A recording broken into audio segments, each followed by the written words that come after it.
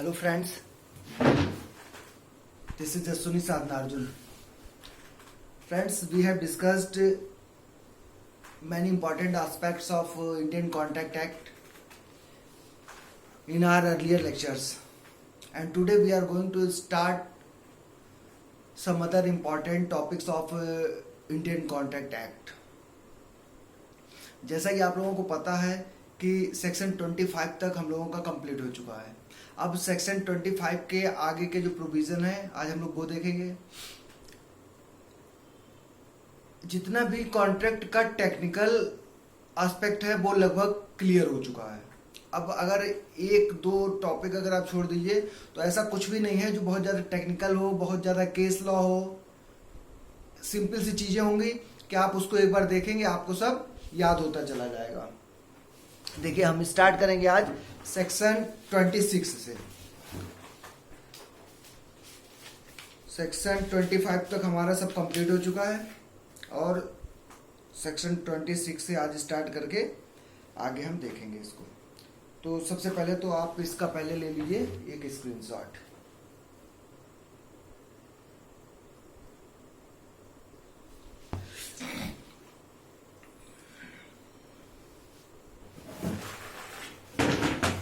देखिए, अब हम जो है इसको स्टार्ट करते हैं।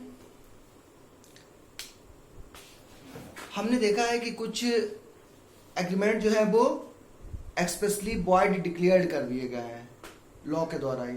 जैसे सेक्शन 23 आपने देखा। सेक्शन 23 में हमने देखा कि अगर कोई भी कंसिडरेशन या ऑब्जेक्ट अनलॉफुल है तो वो एग्रीमेंट क्या हो जाएगा, वॉइड हो जाएगा। आपने सेक्शन 23 के बाद सेक्शन 25 देखा। सेक्शन 25 में we have discussed that without consideration agreement is void, कि अगर कंसिडरेशन नहीं है तब भी वो क्या हो जाएगा, वॉइड हो जाएगा। अगर कंसिडरेशन है but that consideration is unlawful और the object of agreement is unlawful, then that agreement will be void. अब हम स्टार्ट करते हैं सेक्शन 26 से। जैसे सेक्शन 26 कहता है agreement in restraint of marriage is void. मतलब अगर हम किसी से कोई ऐसा एग्रीमेंट करते हैं जो किसी को मैरिज करने से रोकता है तो ये क्या हो जाएगा, वॉइड हो जाएगा। लेकिन ये एक्सेप्शन इसका है माइनर। मतलब अगर किसी माइनर से कहा जाता है कि आप मैरिज नहीं करेंगे तो वैलिड है। अदर देन माइनर अगर किसी भी व्यक्ति के साथ ये एग्रीमेंट किया जाता है कि वो मैरिज नहीं करेगा तो ये ऐसा कोई भी एग्रीमेंट जो किसी को शादी करने से रोकता है क्या हो जाएगा, वॉइड हो जाएगा। क्योंकि सेक्शन 26 कहता है agreement in restraint of marriage will be void but other than minor. कि माइनर के साथ अगर एग्रीमेंट करते हैं कि माइनर की शादी ना हो इसके लिए एग्रीमेंट करते हैं तो वो वैलिड होगा, अदरवाइज ये क्या होगा, वॉइड होगा। सेक्शन 27 कहता है agreement in restraint of trade will be void. Means अगर ऐसा कोई भी एग्रीमेंट किया जाता है जो किसी भी पर्सन को ट्रेड, कॉमर्स, बिजनेस ये सब करने से अगर रोकता है तो वो ऐसा एग्रीमेंट क्या हो जाएगा, वॉइड हो जाएगा। क्योंकि जब आप इंडियन कॉन्स्टिट्यूशन पढ़ेंगे तब आप आर्टिकल 19 में फ्रीडम पढ़ेंगे। उसमें freedom of trade fundamental rights है, ठीक है। तो अगर कोई ऐसा एग्रीमेंट किया जाता है जो किसी को ट्रेड करने से, बिजनेस करने से रोकता है तो वो एग्रीमेंट क्या हो जाएगा, वॉइड हो जाएगा। But there are many exceptions of this rule. Means there are many agreements in which a person may be denied to enter into an agreement for the trade। कि एक ऐसा भी एग्रीमेंट किया जा सकता है जिसमें किसी को ट्रेड करने से रोका जाता हो और वो वैलिड हो। मतलब इस रूल के कुछ एक्सेप्शन है। जैसे फर्स्ट एक्सेप्शन इसका है गुडविल। गुडविल क्या होता है कि जब भी किसी चीज को बेचा जाता है तो ये भी पॉसिबिलिटी है कि उसको उसकी गुडविल के साथ बेचा जाए। अब आप कहोगे गुडविल होता क्या, गुडविल मतलब होता है एक रेपुटेशन किसी भी चीज की। कोई भी अगर दुकान है, कोई भी शॉप है तो उसकी एक क्या होती है, रेपुटेशन होती है। रेपुटेशन होती है ब्रांड की। जैसे मान लीजिए अगर आप एडिडास का कोई चीज लेते हैं तो फिर आप उसका बहुत ज्यादा स्टेप देखने की जरूरत नहीं है, क्योंकि एडिडास अपने आप में एक ब्रांड है। आपको पता है कि एडिडास की हम कोई चीज ले रहे हैं, नाइकी की कोई चीज ले रहे हैं, वो अच्छी होगी। और अगर आप समझिए, मान लीजिए किसी शहर में एक मिठाई की बहुत अच्छी दुकान है, जो उस शहर की सबसे अच्छी दुकान है मिठाई की। अब उसका एक क्या है, ब्रांड बन गया है, उसके नाम बिकता है, ठीक है। अब नाम बिकता से क्या मतलब हो गया कि वो उस दुकान की क्वालिटी उसके नाम से जानी जाती है। अब अगर मान लीजिए ये पर्सन जिसकी दुकान है, ये किसी को अपनी दुकान बेचे, हो सकता है वैसे इस दुकान की कीमत केवल 1 करोड़ रुपए हो, लेकिन ये उससे लेता है 2 करोड़ रुपए और कहता है कि आप इस दुकान को इसी नाम से आगे चलाओगे, जिससे कि जो मेरी गुडविल बनी हुई है, मेरी जो रेपुटेशन बनी हुई है, मेरी ब्रांड वैल्यू है, उसका फायदा आपको मिले।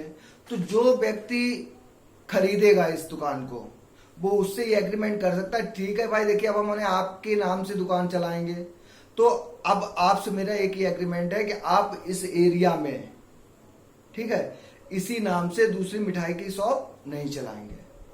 मतलब क्यों? क्योंकि इसने 2 करोड़ रुपए इसीलिए दिया है क्योंकि उसके नाम का फायदा उठा के अपना फायदा उठाएगा। और अगर वो बंदा मान लीजिए इसको 2 करोड़ में बेच दे और उसके बाद सामने ही इसके अपने नाम से दुकान चलाने लगे, हर आदमी को तो पता होगा कि यही है वो आदमी, तो क्या होगा, उसका तो नुकसान हो जाएगा। तो अगर कोई भी प्रॉपर्टी बेची जाती है with goodwill of that property, तब क्या होगा, उस व्यक्ति को मना किया जा सकता है कि आप कोई भी ऐसा एग्रीमेंट नहीं करेंगे, या उसके साथ एक ऐसा एग्रीमेंट किया जा सकता है कि वो ऐसा कोई भी ट्रेड नहीं करेगा जो गुडविल के साथ खरीदा गया है। एक तो ये हो गया। दूसरा कहते हैं outgoing partner, section 36 of Indian partnership act. आप कॉन्ट्रैक्ट सेकंड में हम एक पूरा कॉन्सेप्ट पढ़ेंगे इंडियन पार्टनरशिप एक्ट का। उसमें पार्टनरशिप फॉर्म होता है, पार्टनरशिप फॉर्म कैसे बनता है, पार्टनर्स के अपने राइट्स वगैरह होते हैं। तो उसमें क्या होता है कि जैसे कोई पार्टनर जब फर्म को अपनी इच्छा से छोड़ता है, तो जब वो मान लीजिए एक पार्टनर रहा और पार्टनर बनने के बाद वो कह रहा है कि अब हम पार्टनर नहीं रहेंगे, तो जो वो कहलाता है आउटगोइंग पार्टनर, कि अब ये फर्म से पार्टनर बाहर जा रहा है। तो ऐसे आउटगोइंग पार्टनर से एक एग्रीमेंट किया जा सकता है कि वो जो फर्म का काम कर रहा है बाहर जाके वो काम नहीं करेगा। ये किसमें दिया गया है, outgoing partner, section 36 of Indian partnership act. इसके बाद है डिसोल्यूशन ऑफ फर्म, सेक्शन 50 और section 54, section 55 of Indian partnership act. ये भी इसी बारे में बात करते हैं कि जब फर्म डिसॉल्व होती है, डिसोल्यूशन उसका होता है, तब कुछ पार्टनर जो है वो बाकी पार्टनर से ये एग्रीमेंट कर सकते हैं कि फर्म तो हम डिसॉल्व कर रहे हैं, लेकिन जो फर्म का काम है ये आप नहीं करेंगे कुछ टाइम तक। ये और ज्यादा आपको क्लियर हो जाएगा जब सेकंड सेम में आप पढ़ेंगे इंडियन पार्टनरशिप एक्ट, वो पूरा आपको डिटेल में पढ़ना है। इसके बाद थर्ड एक्सेप्शन इसका आता है an agreement of service through which an employee commits not to compete with his employer is not in restraint of trade। कभी कभी क्या होता है कि कोई पर्सन किसी के पास कुछ सीखता है, उसके पास काम करता है, और उसके बाद काम करते समय जो उसको काम सिखा रहा है वो ये एग्रीमेंट कर सकता है कि आप जो है एक पर्टिकुलर टाइम तक या लोकल लिमिट में आप वही काम नहीं करेंगे जो हम सिखा रहे हैं। मीन्स एक एम्प्लॉयर जो है वो अपने जिसको सिखा रहा है उससे एग्रीमेंट कर सकता है कि आप मुझे ही compete नहीं करेंगे। फॉर एग्जाम्पल डॉक्टर ने किसी को अपने पास रखा, ठीक है, अब डॉक्टर जब अपने पास रखेगा या लॉयर कोई किसी जूनियर को अपने पास रख सकता है, तो वो उसके साथ एग्रीमेंट कर सकता है कि ठीक है आप जो है हमारे साथ कंपटीशन नहीं करेंगे इस पर्टिकुलर टाइम तक। जो भी टाइम का एग्रीमेंट अगर वो करता है तो ये एग्रीमेंट क्या होते हैं, वैलिड होते हैं। इसके बाद फिफ्थ कह रहा है an agreement among sellers not to sell a particular product below a particular price is not a restraint of trade। मान लीजिए कि जैसे एक मार्केट है, उस मार्केट में मान लीजिए 50 जो है वो सेलर है। अगर ये 50 सेलर ये एग्रीमेंट कर लेते हैं कि ठीक है भाई हम अपने जो ऑब्जेक्ट्स हैं, हमारी जो भी ये चीजें हम बेच रहे हैं, इसको हम इस पर्टिकुलर रेट से कम पे नहीं बेचेंगे। वो अपना क्या क्या उन्होंने सबने मिलके एक फिक्स कर लिया। जैसे आप लोगों में से अगर कभी किसी ने देखा हो कि सर्दियों के टाइम में ये तिब्बत से जो आते हैं लोग, ये अपनी मार्केट लगा लेते हैं जैकेट वगैरह की, तो इनका क्या रहता है कि ये अपना एक फिक्स प्राइस करके आते हैं, ठीक है, और सब एक दूसरे से बात कर लेते हैं कि देखिए इस ब्रांड को इतने से कम पे तो नहीं बेचना है और ये नहीं बेच सकते आप, ठीक, तो इस तरह के अगर एग्रीमेंट किए जाते हैं तो वो सब भी क्या है, वैलिड होते हैं। तो सिंपल सी बात है, एक अभी हमने देखा agreement in restraint of marriage section 26, agreement in restraint of marriage will be void other than minor, क्योंकि माइनर उसका क्या हो जाएगा, एक्सेप्शन हो जाएगा, क्योंकि माइनर तो अगर मैरिज करेगा तो वो चाइल्ड रिस्ट्रेंट मैरिज एक्ट में आ जाएगा, चाइल्ड मैरिज रिस्ट्रेंट एक्ट। ठीक है, इसका सेक्शन 27 कहता है एग्रीमेंट रिस्ट्रेंट ऑफ ट्रेड, कि अगर किसी को ट्रेड करने से, बिजनेस करने से रोकने का आप एग्रीमेंट करते हैं तो वो एग्रीमेंट क्या हो जाएगा, वाइड हो जाएगा। लेकिन इसके भी कुछ एक्सेप्शंस हैं। फर्स्ट एक्सेप्शन हमने इसका देखा गुडविल, कि if any property is sold with goodwill then there may be an agreement in which that person may be restricted to open that particular shop or to carry on that particular business, कि goodwill के साथ अगर कोई भी चीज बेची गई है तो उसको मना किया जा सकता है। इसके बाद हमने सेक्शन 36 देखा इंडियन पार्टनरशिप एक्ट में, कि आउटगोइंग पार्टनर पे ये रिस्ट्रिक्शन लगाया जा सकता है कि that person will not carry on business of the firm, firm का बिजनेस वो कैरी ऑन नहीं करेगा। 54-55 डिसोल्यूशन ऑफ फर्म पे है, कोई एम्प्लॉयर जो है वो जिसको कुछ भी सिखाएगा अपने रखेगा उसके साथ ये एग्रीमेंट कर सकता है कि वो उसको आगे compete नहीं करेगा, एक टाइम लगाया जा सकता है कि इस टाइम के लिए। इसके अलावा है कि कई सेलर मिलके ये एग्रीमेंट कर सकते हैं कि इस पर्टिकुलर प्राइस से नीचे जाके कम प्राइस पे कोई भी ऑब्जेक्ट जो है वो बेची नहीं जाएगी, तो ये हो जाता है। इसके बाद देखिए सेक्शन 28, सेक्शन 28 क्या बात करता है, agreement in restraint of legal proceedings. पहले तो आप ये ले लीजिए इसका,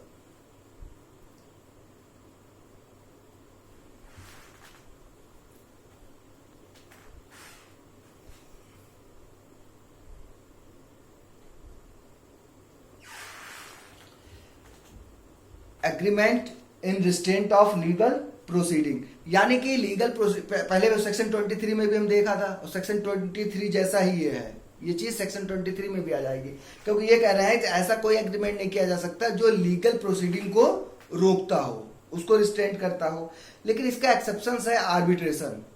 अब आर्बिट्रेशन क्या होता है, आप एक कॉन्सेप्ट पढ़ेंगे पूरा एडीआर का। एडीआर का मतलब होता है अल्टरनेटिव डिस्प्यूट रिसोल्यूशन, कि हमें पता है कि जो हमारा ट्रेडिशनल जस्टिस सिस्टम है उसमें कोर्ट के पास जो है वो बहुत ज्यादा टाइम टेकन है, टाइम बहुत ज्यादा लगता है उसमें। दूसरी चीज ये है कि उसमें बहुत ज्यादा पैसा लगता है, तो इसके लिए इन्होंने एक ऑप्शन निकाला कि बियॉन्ड द कोर्ट या आउटसाइड कोर्ट को एक ऐसा सेटल हो जाए, तो ये एडीआर कहलाता है, अल्टरनेटिव डिस्प्यूट रिजोल्यूशन, जिसमें आर्बिट्रेशन, कंसिलिएशन, मेडिएशन, लोक अदालत ये सब जो है वो इसके पार्ट है। तो अगर कोई बंदा ये एग्रीमेंट करता है कि वो अपने मामले को आर्बिट्रेशन तक ले जाएगा, वैलिड है, इसमें लीगल प्रोसीडिंग को रोका नहीं जा रहा है। दूसरा ये हो सकता है कि कोई आदमी ये कह सकता है कि जैसे इंश्योरेंस कंपनी है, वो ये कह सकती है कि हम आप इंश्योरेंस कंपनी में क्लेम तभी करेंगे जब ये पर्टिकुलर आर्बिट्रेशन ये डिसाइड कर देगा कि आपको कितना अमाउंट मिलना चाहिए। तो सेक्शन 28 का एक्सेप्शन जो है वो क्या हो जाएगा, आर्बिट्रेशन हो जाएगा। आप बेयर एक्ट से पढ़ेंगे सब समझ में आ जाएगा। सेक्शन 29, सेक्शन 29 ये कहता है कि agreement the meaning of which is uncertain और if it is not capable of being understood with certainty. मतलब सेक्शन 29 ये कहता है कि अगर ऐसी कोई भी चीज जिसका मीनिंग अनसर्टेन है, क्यों, क्योंकि हम ऑफर में पढ़ के आए थे, जब ऑफर के एसेंशियल देखे थे, for a valid offer, offer must be certain, there should not be any ambiguity और अनसर्टेनिटी इन ऑफर, कि ऑफर आपका निश्चित होना चाहिए, ठीक है, उसमें कोई भी एम्बिग्युइटी, कोई भी चीज नहीं होनी चाहिए। ऐसे ही ऐसा कोई भी एग्रीमेंट जो आपने किया है जो क्या है, अनसर्टेन है, तो अनसर्टेन अगर है तो वो क्या हो जाएगा, अपने आप वॉइड हो जाएगा। इससे कई इलस्ट्रेशन से क्वेश्चंस आते हैं, कभी कभी गलत भी होते हैं। जैसे मान लीजिए ए ने बी से कहा कि आप 100 टन तेल हमारे यहां भेज दीजिएगा, उसने क्या कहा, 100 टन ऑयल मंगाया अपने यहां।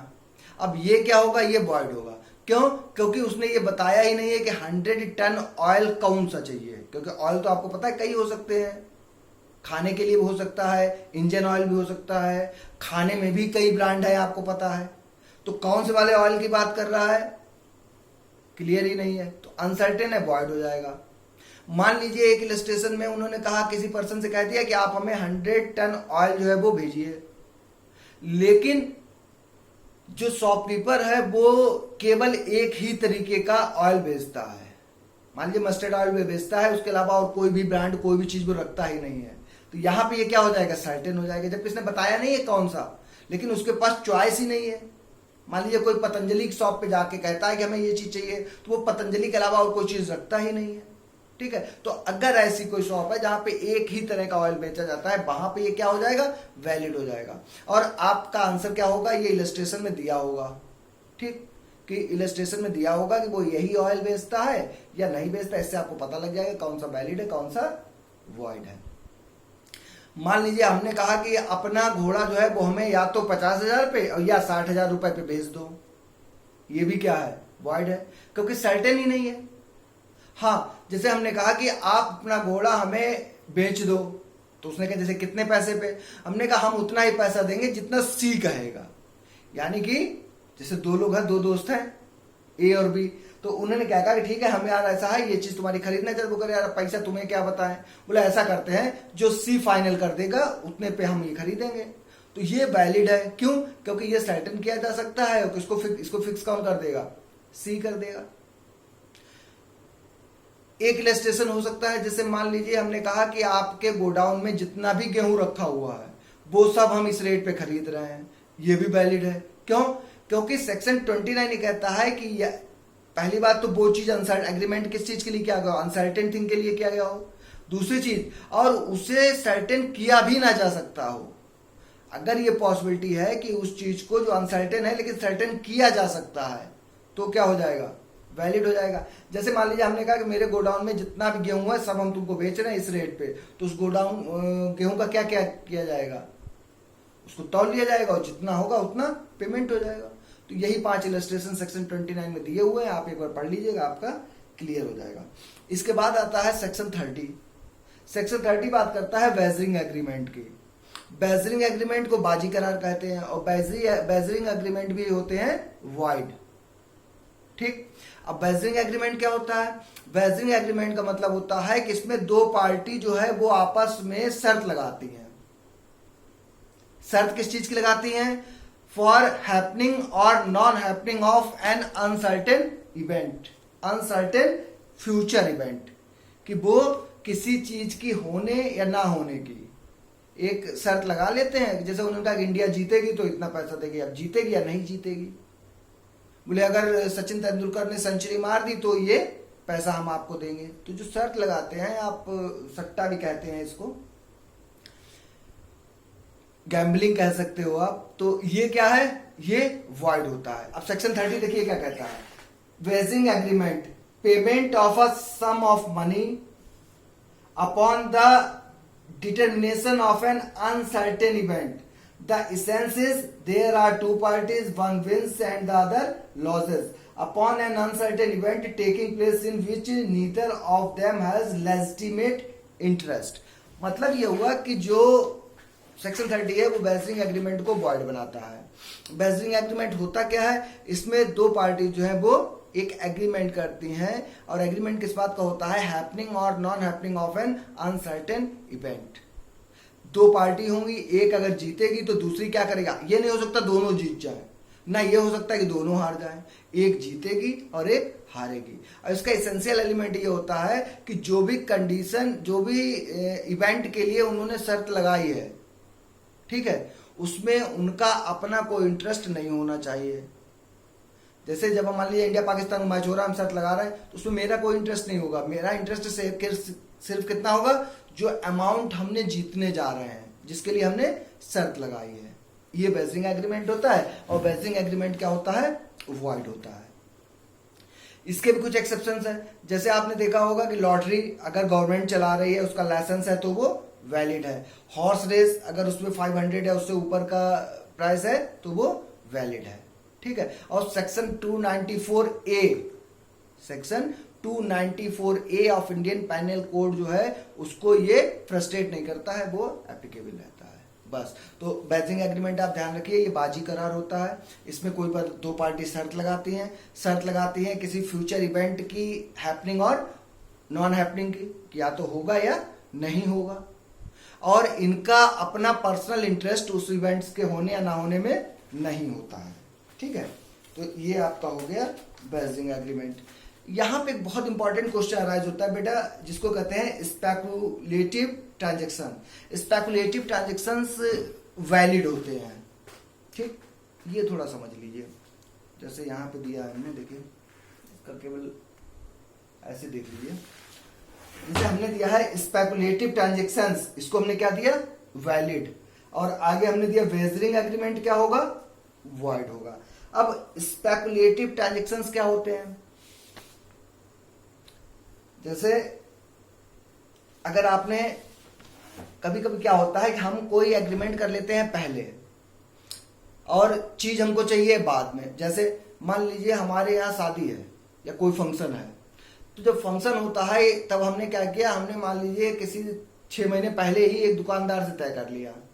हमने कहा देखिए हमको 6 महीने बाद 10 कुंटल घी चाहिए होगा, आप बताइए रेट क्या चल रहा है। तो होता क्या है कि आज अगर रेट चल रहा है मान लीजिए उसका 150 रुपए, हम एग्जाम्पल ले रहे हैं, मान लीजिए 150 रुपए उसका रेट चल रहा है। अब हमें कब लेना है, 6 मंथ के बाद। तो होगा क्या कि 150 रुपए में मेरा ये तय हो जाएगा, हमने ठीक है भाई 150 रुपए में हम आपको 6 महीने बाद ये घी दे देंगे 10 कुंटल।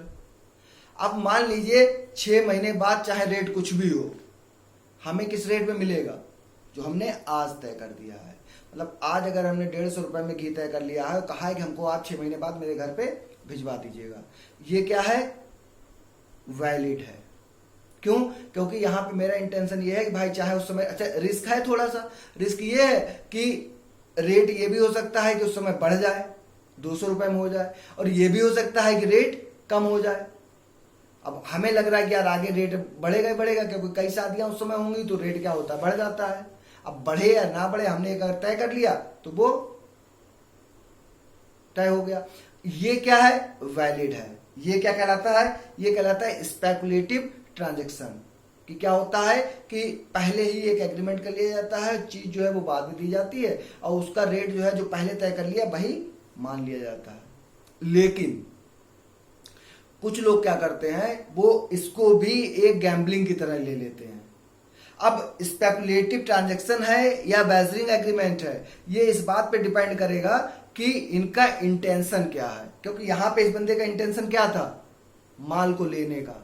मान लीजिए हमने क्या किया, किसी से शर्त लगाई कि अच्छा बताओ तुम्हारे हिसाब से 6 महीने बाद घी का रेट क्या होगा। मान लीजिए इस समय 150 चल रहा है, तो उसने कहा कि भाई ये बढ़ेगा 200 हो जाएगा। हमने कहा नहीं, मेरे हिसाब से ये गिरेगा। बोले चलो शर्त लग गई। अब होगा क्या, 6 महीने के बाद जो भी डिफरेंस आएगा वो हम देंगे उसको। जैसे मान लीजिए अगर बढ़ गया 150 से 200 पे हो गया, तो जो कह रहा था बढ़ेगा उसको 50 रुपया मिलेगा, और अगर घट गया तो उसको 50 रुपया मिलेगा, जो कह रहा था कम होगा। तो अब इनका इंटेंशन क्या है, इनका इंटेंशन यहाँ पे ये बिल्कुल भी नहीं है कि ये इनको घी लेना है। इनका इंटेंशन सिर्फ ये है कि इसके बीच का जो मार्जिन होगा वो इन्हें लेना है। तो ये भी क्या हो जाएगा, बैजरिंग एग्रीमेंट हो जाएगा और वॉइड हो जाएगा। यानी कि जब स्पेकुलेटिव का कोई इलस्ट्रेशन देंगे वो, ठीक है, तो उसमें इंटेंशन हमें देखना होगा, और वो इलस्ट्रेशन में पता लग जाएगा किसी न किसी वर्ड से कि इनका जो इंटेंशन है पार्टीज का क्या है। अगर इंटेंशन है उसी चीज को लेने का तो वैलिड है, लेकिन इंटेंशन अगर है कि वो चीज नहीं लेनी है, उसके बीच का पैसे का प्राइस का जो डिफरेंस होगा केवल उसको ही लेना है, तो वो वॉइड हो जाएगा, वो बैजरिंग एग्रीमेंट में आ जाएगा। ठीक, ये हमारा हो गया सेक्शन 30 तक। इसके बाद सेक्शन 31 से लेके और सेक्शन 36 तक हमें कॉन्सेप्ट पढ़ना होता है कंटिंजेंट कॉन्ट्रैक्ट।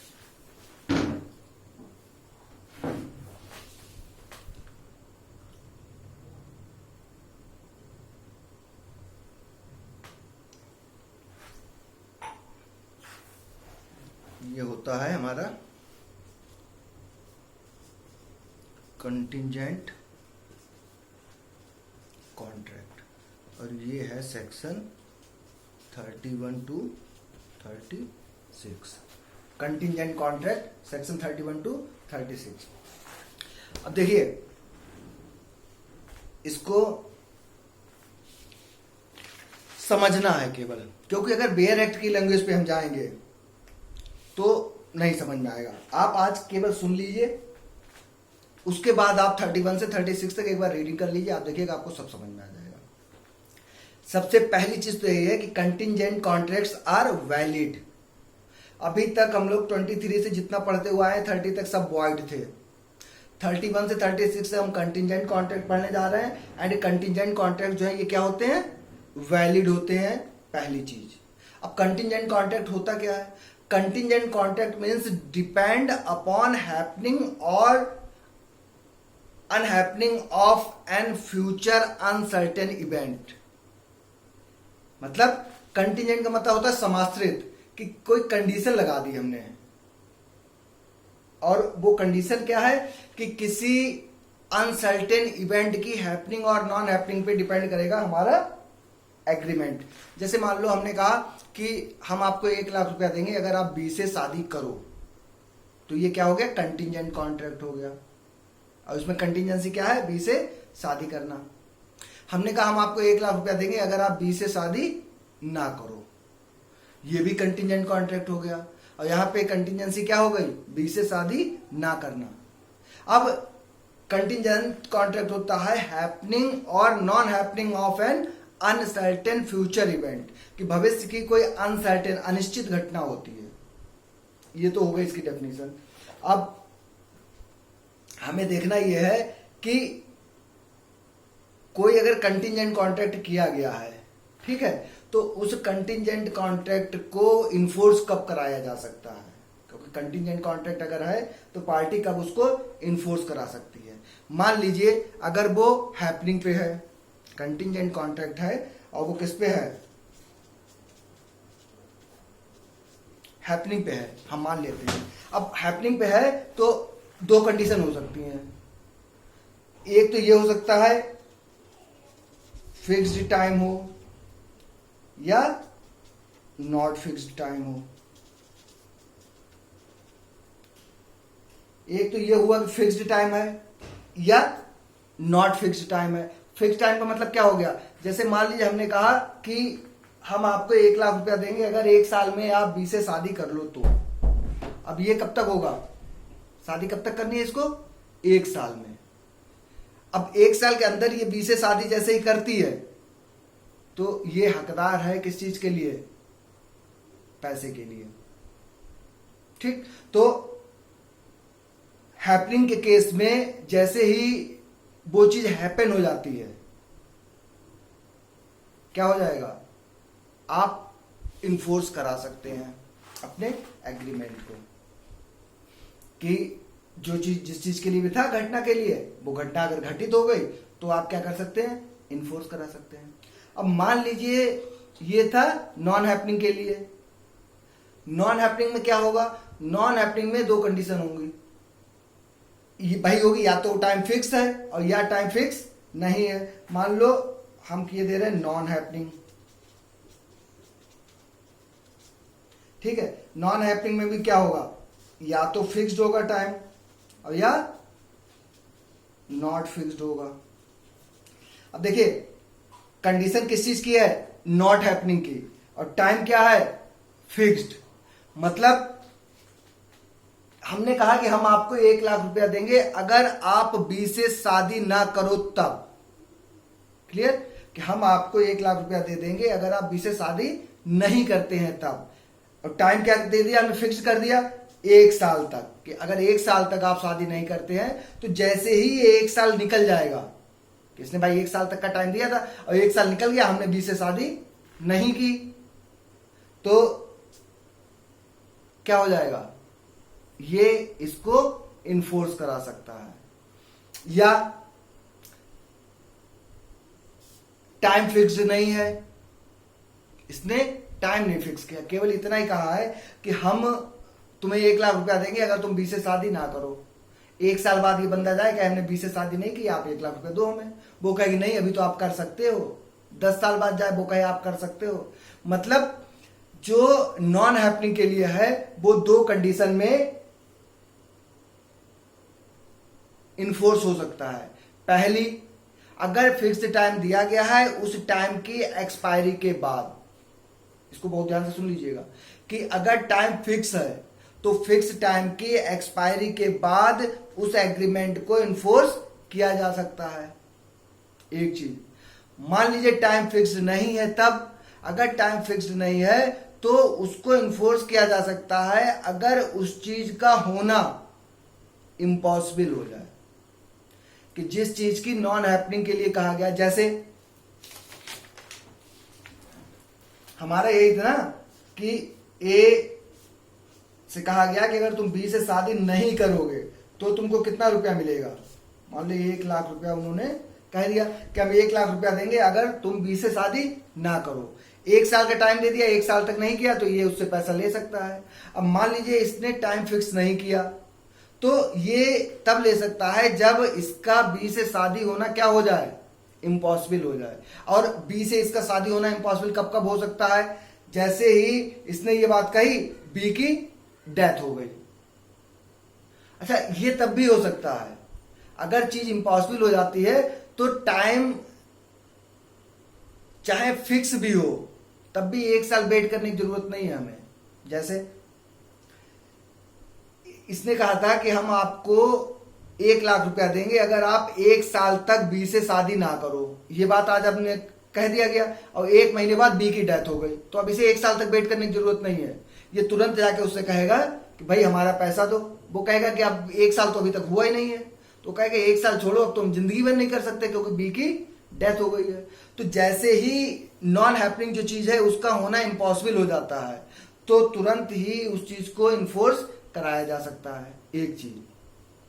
दूसरी कंडीशन ये है अगर फिक्स्ड है तो उस टाइम की एक्सपायरी के बाद। ठीक, अब मान लीजिए क्या क्या कंडीशंस हो सकती हैं। ये हो सकता है बी की डेथ हो जाए। अब यहां पे एक चीज जो बहुत टेक्निकल है वो याद रखिएगा कि यहां पे इनका जो कहने का मतलब है वो लीगल इम्पॉसिबिलिटी की बात कर रहे हैं।